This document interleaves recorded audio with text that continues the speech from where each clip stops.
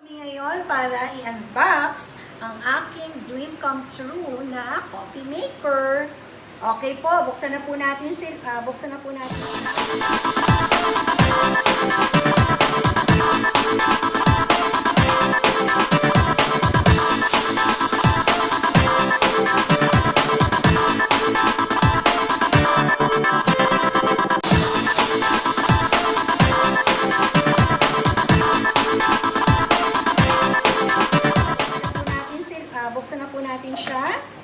Okay.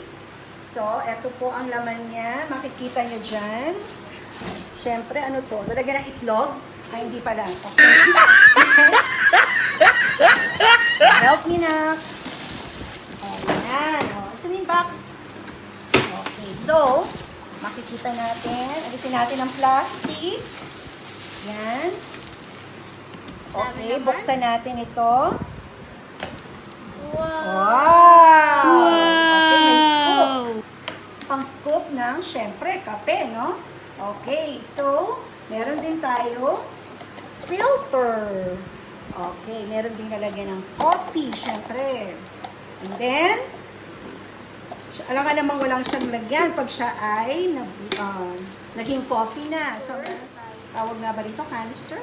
Okay, so, yan ang lalagyan ng coffee. Ayan. Ito ay, meron din, saan ba natin ilo-off? Ay on and off. Ayan. So, makikita nyo dyan yung switch. Okay. And then, syempre may saksakan. Hindi mawawala yan.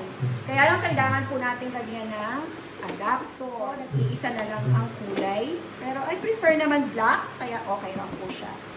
Ayan. So, ship ko din. Kahapon.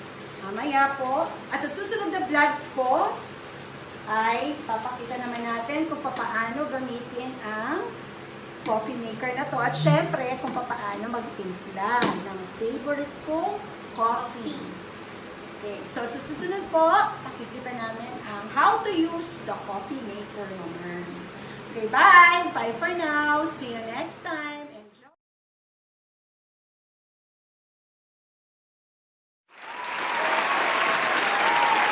Goodbye mga kakusina! See you when I see you!